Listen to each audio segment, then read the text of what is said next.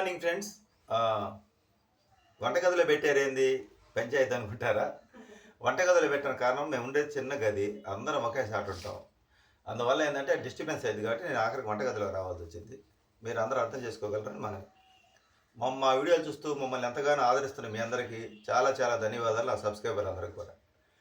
రాత్రి నేను ఒక వీడియో పెట్టాను, దానికి మంచి స్పందన ఇచ్చారు, మంచి కామెంట్ పెట్టారు. మాలోని నిరుత్సాహం లేకుండా మాకు పాజిటివ్గా మాట్లాడారు, ధైర్యాన్ని ఇచ్చారు. మీ అందరికీ చాలా థ్యాంక్స్. ఎందుకంటే ఒక విషయం చెప్తానండి, మనం చిన్నప్పటి నుంచి కూడా ఏదైనా సరే మనం ఎక్కువ నెగిటివ్ని ఆలోచన చేస్తాం.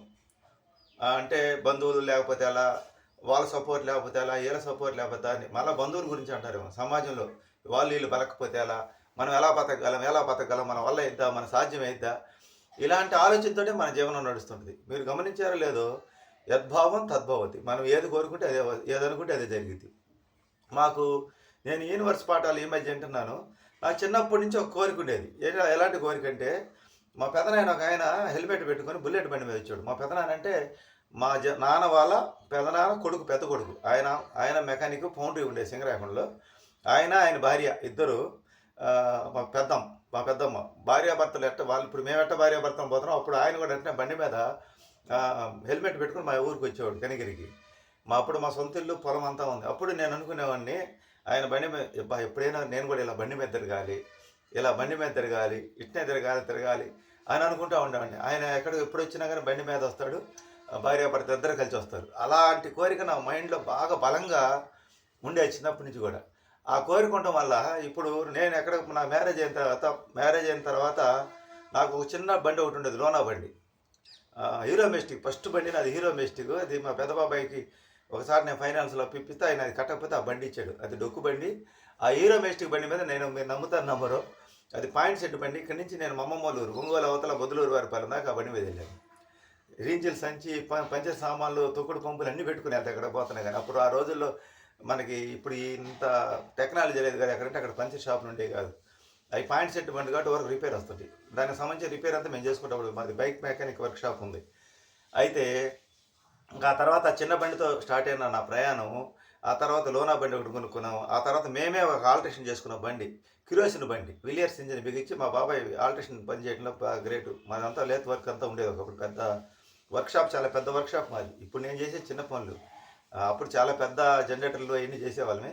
సొంతంగా ఆల్ట్రేషన్ చేసి బండి ఒకటి తయారు చేసుకున్నాం. తాడేసి లాగాలన్నమాట. కిరోసిన్ స్టార్టింగ్ పెట్రోల్, రన్నింగ్లో కిరోసిన్. ఆ బండి మీద కొన్ని రోజులు తిరిగాం. అంటే మనం పెద్ద రేటు పెట్టి బండి కొనలేక, ఇంకా తర్వాత వచ్చేసి ఇంకా నా ఆలోచన విధానం, మంచి బండి కొనుక్కోవాలి కూడా. మొట్టమొదటిసారిగా నేను సొంతంగా షాప్ పెట్టిన తర్వాత 20,000 రూపాయలు అప్పు చేసి 10,000 రూపాయలతో రాజదూత్ బండి ఒకటి కొన్నాను. అది పాయింట్ సెట్ బండి. ఆ బండితో మా ఆవిడ నేను మా అత్తగారు వెళ్ళేవాడిని. అప్పుడు మా వాళ్ళలో ఎవరికి బండ్లు లేవు, సొంతంగా నాకే బండి ఉంది. మా వాళ్ళలో ఎవరికి బండ్లు లేవు. నాకు బండి ఉంది. ఇప్పుడు అంటే అందరూ కొంటున్నారు, అప్పుడు నాకే బండి ఉందన్నమాట. ఆ బండి వేసుకొని నేను అందరూ బంధువులకి వెళ్తుండేవాళ్ళే. కానీ నన్ను ఎవరన్నా బండి అడిగితే నేను, ఎందుకంటే బండిని నేను అంత ప్రాణంగా చూసుకుంటే ఊరు అడిగినేవాను. దానివల్ల కూడా కొంతమందికి కోపం, అబ్బాయి ఇడుకుంది కాబట్టి లేదని. అలాంటి నా కోరిక ఆ రాజదూత్ బండితో నా ప్రయాణం స్టార్ట్ అయ్యి, ఆ తర్వాత ఆ బండి ఒక సంవత్సరం తర్వాత నేను అమ్మేసుకొని మళ్ళీ బండి కొనాలని చెప్పి సుజుకి బండి కొనాలని ఆలోచన ఉంది. మళ్ళీ సుజుకి బండి కొని అది సంవత్సరం మెయింటైన్ చేసి మళ్ళీ అమ్మేసుకొని మళ్ళీ 6 నెలల కల్లా మళ్ళీ డబ్బులు పోగు చేసుకొని మళ్ళీ సుజుకి బండి, ఇంకో బండి కొన్నా. ఆ సుజుకి బండి కొనుక్కొని ఇట్లా ఫ్యామిలీతో మేము నలుగురం కలిసి వెళ్తుండేవాళ్ళం బండి మీద. అక్కడికి వెళ్ళిన పిల్లలిద్దరు, మా అబ్బాయి ముందు పక్క ట్యాంకీ మీద, మా అమ్మాయి మధ్యలో, మా ఆవిడ వెనక. ఇట్లా నలుగురు మా ప్రయాణం జరిగేది. కొన్ని రోజులకి నాకు ఈ పిల్లలు పెద్దవాళ్ళు అవ్వడం వల్ల ఎక్కడికైనా మా ఆవిడని బస్సులు ఎక్కించడం, మేము బండి మీద పోవడం. ఇలా నా బండి మీద తిరగాలనే కోరిక నాకు నెరవేరిందనమాట. అలాగే ఇప్పుడు మేము హెల్మెట్ పెట్టుకొని మా భార్యాభర్తలు ఇద్దరు బండి మీదకి వెళ్తుంటే, నేను చెప్పాను కదా అప్పట్లో మా పెద్దజన కొడుకు అంటే నాకు పెద్దనాయన అవుతాడు, వాళ్ళ భార్యాభర్తలు హెల్మెట్ పెట్టుకొని బుల్లెట్ బండి మీద తిరిగేవాళ్ళు. నేను ఇలా తిరగాలని కోరిక. ఇప్పుడు నేను ఎక్కడికో బండి మీద తిరుగుతున్నా. ఇక్కడ నుంచి ఒంగోలు పోవాలన్నా, కాణిపాకం పోవాలన్నా, శ్రీశైలం పోవాలన్నా, మహానంది పోవాలన్నా, విజయవాడ కనకదుర్గమ్మ గుడి దగ్గరికి పోవాలి. మేము 2 వీలర్ మీద ఎక్కువ పోయేది. అలా నా కోరిక, అలా గోల్ ఉంది కాబట్టి ఇప్పుడు అది నెరవేరిందనమాట. అలాగే నేను తర్వాత ఇప్పుడు మేము ఉండే ఇల్లు ఇలాంటి ఇళ్లలో ఉండాలని, మాది పొలంలో ఇల్లు, ఆస్తి బాగానే ఉంది. కానీ అప్పుడు ఆస్తి కన్నా కూడా టౌన్లో, మాది ఊరు బయట ఇల్లు అనమాట.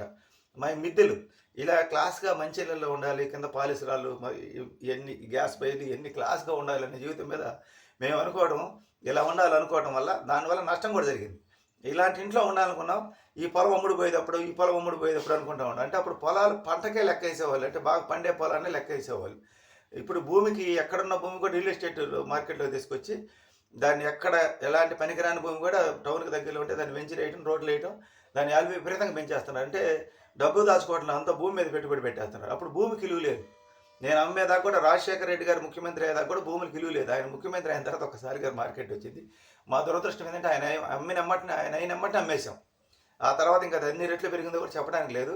నేను ఎకరా 5,60,000 అమ్మితే ఇవాళ 3 కోట్లు 4 కోట్లు ఉంది. మొత్తం మీద ఇలా చూసుకుంటే మేము అమ్మిన కాడ 3 కోట్లు తక్కువ లేదు ఎకరా. 3, 4 కోట్లు అలా పెరిగిపోయిందనమాట భూమి రేటు. అయితే ఇవన్నీ కూడా మనం విజువలైజేషన్ చేసుకోవడం వల్ల ఇలాంటి ఇంట్లో ఉండాలనుకుంటే మనకి ఇస్తారా అంటే ఇలాంటి ఇల్లు అనుకునేది ఫస్ట్లో టౌన్లోకి వచ్చిన తర్వాత టౌన్లోకి వచ్చిన తర్వాత మామూలు రేకుల ఇంట్లో ఉండి ఇది కాదు నా గోల్ వేరే మళ్ళీ మా మేనత్త ఇంట్లోంచి ఇలాంటి ఇంట్లో చేరా. వాళ్ళు 18 ఏళ్ళు తర్వాత ఖాళీ చేయమన్నారు. మళ్ళీ పాత ఇంట్లోకి వెళ్ళా. నా గోల్ మటుకు ఇట్లా మంచి ఇళ్ళల్లో ఉండాలని. ఆ తర్వాత అనుకున్నాం రెంట్కైనా ఇలాంటి ఇంట్లో ఉండగలుగుతాం టౌన్లో. ఇలా మనం ఏదైతే విజువలైజేషన్ చేసుకుంటామో అది జరిగింది. అలాగే నాకు హాస్పిటల్కి నేను కిమ్స్ హాస్పిటల్ చూపించుకుందామని వెళ్తే అక్కడ బెడ్లు ఖాళీ లేవు కరోనా టైంలో. కానీ అనుకోకుండా రిమ్స్కి వెళ్ళాం.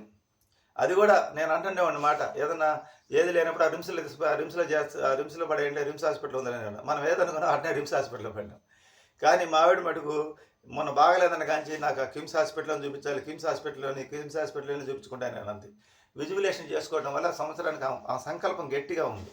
ఇక మా అమ్మాయి స్కూల్ దాని మీద పెట్టి చేపిస్తే విజయవాడ పోవాలన్నారు. ఇంక ఇన్ని తలకాయ ఎందుకు డబ్బులు పెట్టే ఆమెకు నచ్చినట్టే ఆమె సంకల్ప బలం గట్టిగా ఉంది కాబట్టి అక్కడికే పోయి చేయించాం.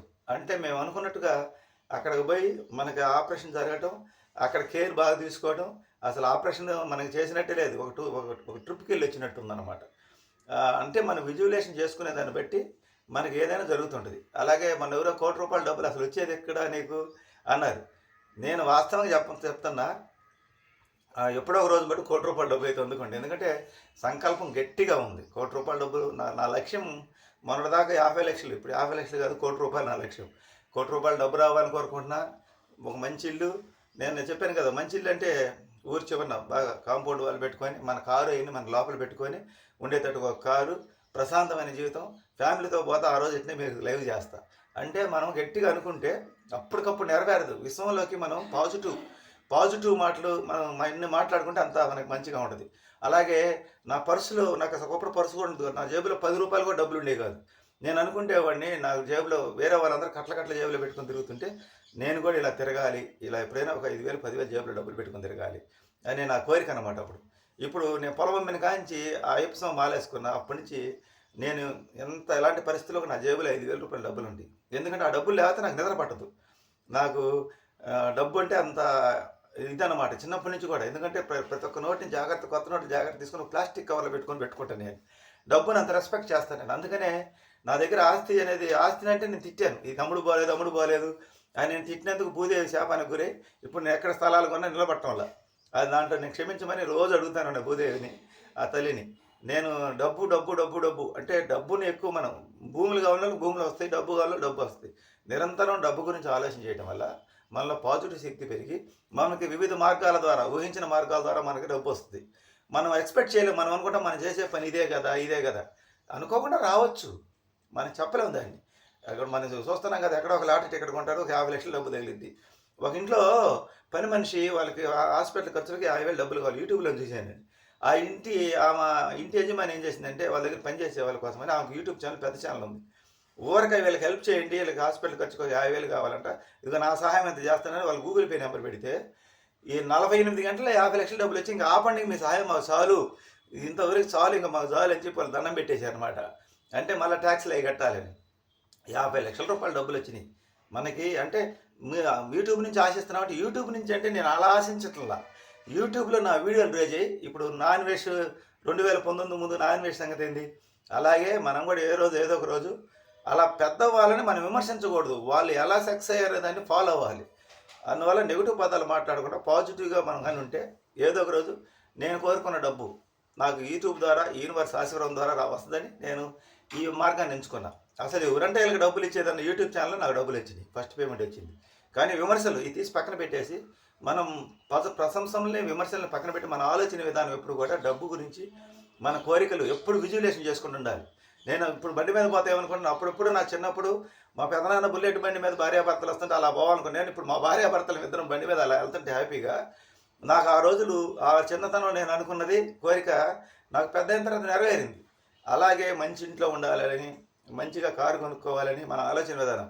ఇట్లా మనకు అనేసుకొని చెప్పేసుకుంటే రోజు డైలీ నిరంతరం విజువలేషన్ చేసుకుంటుంటే మనం అనుకున్నది అనుకున్నట్టు జరిగిద్ది. మనం ఏం చేస్తాం, మన వల్ల కాదు, మన వల్ల కాదు అనే మాట అనకూడదు. పాజిటివ్గా ఉండండి. నేను నిన్న హాస్పిటల్లో కూడా నవ్వుతా డ్యాన్సులు వేసి ఎందుకు వేసాను, పాజిటివ్గా ఉండబట్టే నాకు అనేది ఆ భయం అనేది లేదు. ఎందుకంటే ఇది ఎంత పని, భగవంతుడు మనకి ఏదో ఒక రూపాయలు మనకు డబ్బు ఇచ్చాడు, మంచి హాస్పిటల్కి వచ్చాం, అంతా మంచిగా జరిగిద్ది ఇలా అనుకోవాలి. అంతేగాని మనం చాలామంది ఏమనుకుంటాం, వాళ్ళట్ట వీళ్ళట్ట, మనం ఎక్కి రాకపోయినా పర్లేదు పక్కన వాళ్ళు ఎక్కి రానికుండా చేయాలని మాటలతో మాట్లాడుతుంటారు. దానివల్ల వాళ్ళకే ఎక్కువ నష్టం కలిగిద్ది. ఎందుకని పక్కన వాళ్ళ విషయంలో పాజిటివ్గా ఉండాలి. అంటే మీరు అంటారు బంధువుల విషయంలో మీరు మాట్లాడుతున్నారు, బంధువుల విషయం నేను బంధువులు అంతా దూరం అయిపోయినందుకు నేను హ్యాపీగా ఉండే, ఎందుకంటే మనల్ని ముందుకు పోనీరని ఇట్నే వెనకలాగే మాట్లాడతారు. ఇదండి మా వీడియోని. మళ్ళీ మర్చిపోయి ఏసీ బిగించుకోవాలి నా కోరిక, ఎప్పటి నుంచో కోరిక అన్నమాట. ఏసీ బిగించుకో 10 సంవత్సరాల క్రితం ఒక అతను నన్ను ఎగతాళి చేశాడు. నేను ఒక కూలర్ కొనుక్కొచ్చుకుంటుంటే ఎండలకి తట్టుకోలేక కూలర్ కొనుక్కొచ్చుకున్నానని చెప్పి నేను సెంటర్లో చెప్తుంటే ఒక ఆయన కోటీశ్వరుడు అయ్యేవారి, ఆయన ఎటకారంగా ఏమన్నాడంటే, నీ ముఖం వల్ల ఆ ఏసీ కొనకపోయావు అన్నాడు ఎటకారంగా. అప్పుడు నేనేమన్నా అంటే, సార్ మాకు ఒకప్పుడు ఆస్తులు ఉండే, అజ్ఞానంతో పోగొట్టుకున్నా సార్, అన్నీ కొనుక్కుంటా సార్ మీకు అని చెప్పాను. మా తాతలు ఎప్పుడు ఆగిపోవు తిన్నారు, మేము తినాలంటే అట్టా అన్నారు. అప్పుడు నేను ఒక మాట అన్నా, సార్ మీకు ఎన్ని ఉండయి కానీ మీకు ఆరోగ్యం బాగాలేదు సార్, ఇవన్నీ అనుభవిస్తున్నారా మీరు అన్న. నేను సరే దురదృష్టవశాత్తు ఆయన తర్వాత ఆయనకి క్యాన్సర్ వ్యాధి రావటం, మనల్ని తుష్కారంగా మాట్లాడిన తర్వాత అది బయటపడటం, అంటే నన్ను అన్నంతకు కాదు, అంటే ఇంకా ఆయనకి పక్క వాళ్ళని చూసి అసూయ అనమాట. అంటే ఎవరు ఎక్కి రాకూడదు అనే లెక్క, ఆ స్వభావం కలిగిన వ్యక్తి. మా సెంటర్లో 2-3 ఉన్నారు అట్టటి వాళ్ళు. ఇద్దరు కాలం చేశారు. కాలం చేసినా వాళ్ళ అన్న మాటలు గుర్తుంటాయి కదా, కాలం చేశారనమాట. అలాగే నేను అన్నాను, యోగి భోగి రోగి అని అంటారు సార్, మీరు రోగి సార్, మీకు అన్నీ ఉన్నా కానీ మీరు అనుభవించలేరు, కానీ నేను యోగిని సార్, నేను అప్పటికప్పుడు ఆనందాన్ని ఎత్తుక్కుంటాను సార్, అనుభవిస్తాను సార్. ఆ మాట కూడా నిజమైద్ది అన్న. నేను ఏసీ కొనంలోనే ఆయన లేరు, ఆయన చెప్దామంటే అప్పుడు ఆయన అన్నమాట నాకు గుర్తయింది. ఆ రోజే నా మైండ్లో పడింది ఏసీ బిగించుకోవాలని.